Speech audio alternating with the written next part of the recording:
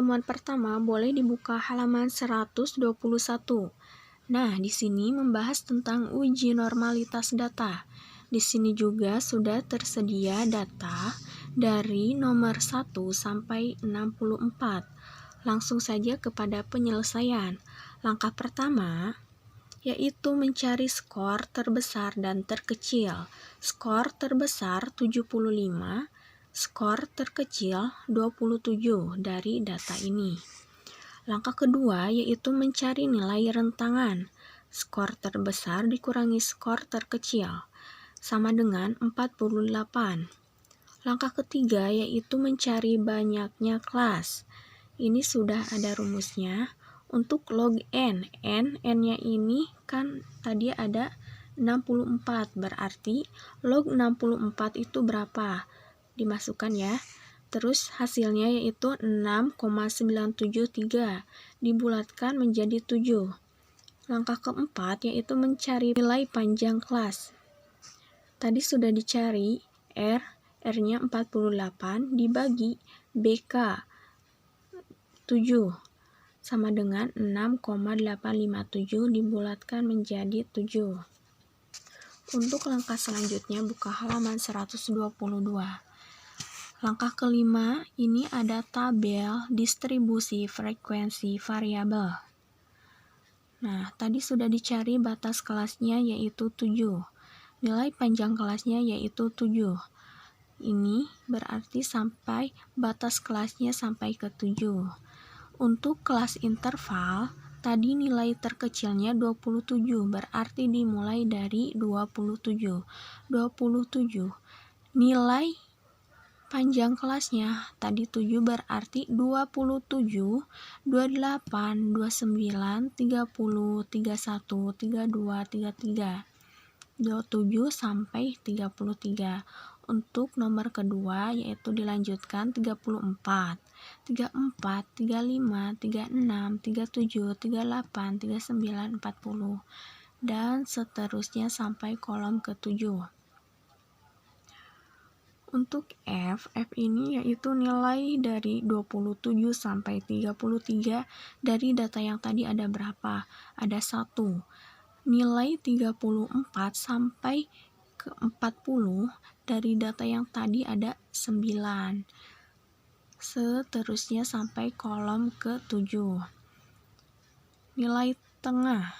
Nilai tengah ini hasil dari 27 ditambah 33 sama dengan dibagi 2.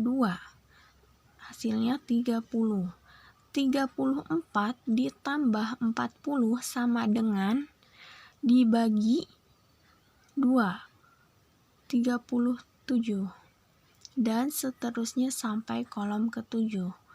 Untuk XI kuadrat yaitu 30 dikuadratkan menjadi 900, 37 dikuadratkan menjadi 1369, dan seterusnya sampai kolom ke-7. Untuk F kali XI yaitu 1 dikali 30, 30, 9 dikali 37, 333, dan seterusnya sampai kolom terakhir. Untuk X kali XI kuadrat, 1 dikali 900, 900, 9 dikali 1369, 12.321, dan seterusnya sampai kolom ke-7.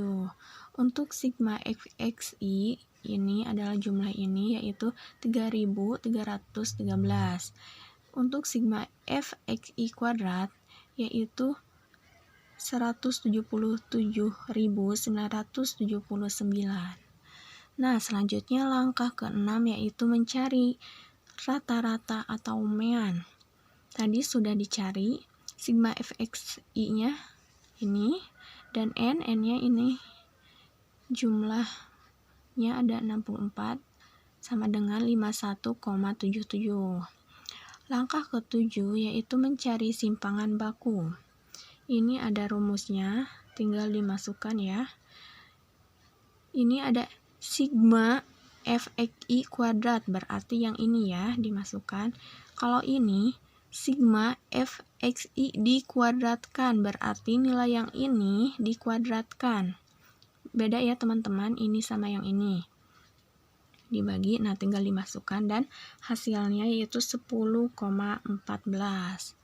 Untuk langkah selanjutnya, langkah 8, yang pertama yaitu menentukan batas kelas. Batas kelas dengan cara angka skor kiri kelas interval pertama dikurangi 0,5.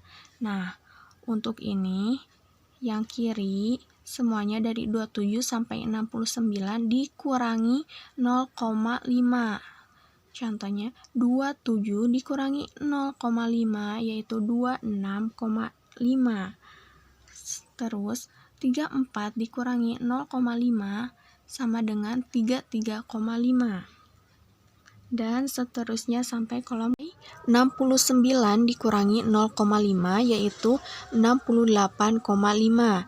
Dan diwajibkan untuk menambah satu skor, yaitu nominal terakhir yang ini yang kanan ditambah 0,5. Kan yang 27 sampai 69 ini dikurangi 0,5. Kalau yang ini 75 ditambah 0,5. Nah, jadi skor ini ada 8 ya. 1, 2, 3, 4, 5, 6, 7, 8. Nah, langkah yang kedua yaitu mencari nilai z-score. Ini ada rumusnya, tinggal dimasukkan. Z1 yang ini 26,5 sampai Z8 75,5, tinggal dimasukkan ya. Nah, selanjutnya untuk nomor 3, 4, 5 ini dilewat saja. Nah, selanjutnya ini halaman 124. Ini ada tabel distribusi frekuensi ekspektasi. Yang tadi yang sudah dicari batas kelas z-score dimasukkan ya. Nah, untuk yang tambahan tadi, skor yang ditambah jangan ditulis nomor 8 sampai 7 saja, ini yang tambahannya ya. Nah, untuk nilai mencari luas 0 sampai Z bisa dibuka halaman 240.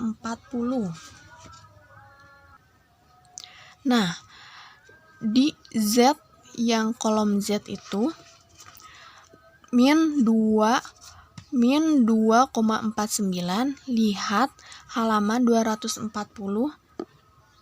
min 2,49, lihat di Z-nya, min 2,4 dulu, set ini, 9-nya lihat jajaran yang 9, 2,49, nah, berarti 4936, nah, jadi 0,4936. Nah, ini 0, ditulis dari sananya. Ini lalu 4936 ditulis ya. Dan seterusnya sampai kolom terakhir.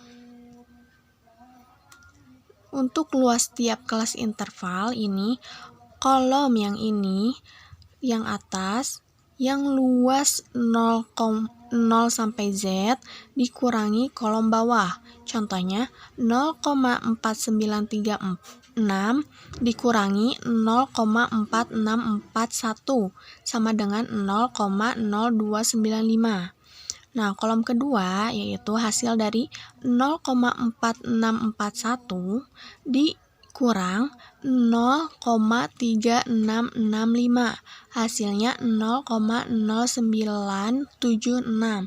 Seterusnya sampai kolom ke-7. Nah, kenapa yang ini ditambahkan? Ini adalah untuk mencari kolom ke-7. Jadi 0,4505 dikurangi 0,4904 hasilnya 0,3990. Nah, selanjutnya itu FE. FE ini yaitu hasil luas tiap kelas interval dikali N. Kan tadi N-nya 64. Berarti 0,0295 dikali 64 sama dengan 1,89. Yang kedua, nomor kedua, 0,0976 dikali 64 sama dengan 6,25. Nah, seterusnya sampai kolom ke-7. Untuk F ini yaitu F yang tadi yang ini dipindahkan ke sini.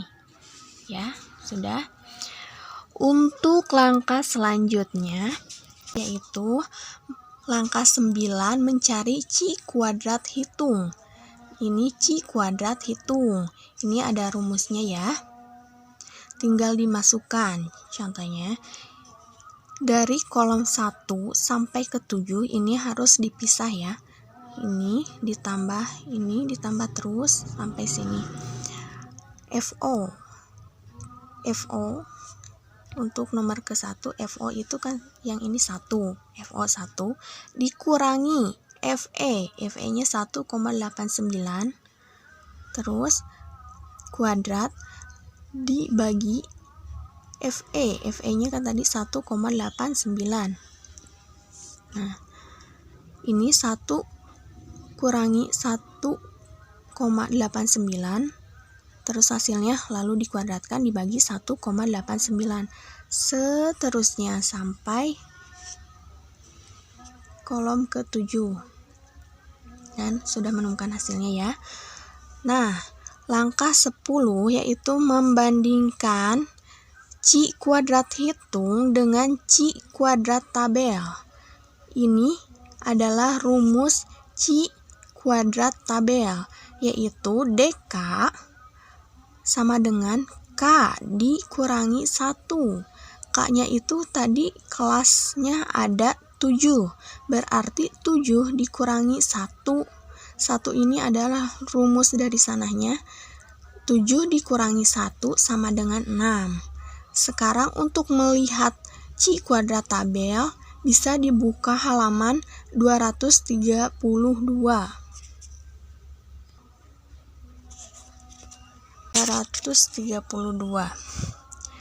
Kan tadi DK-nya 6 ya.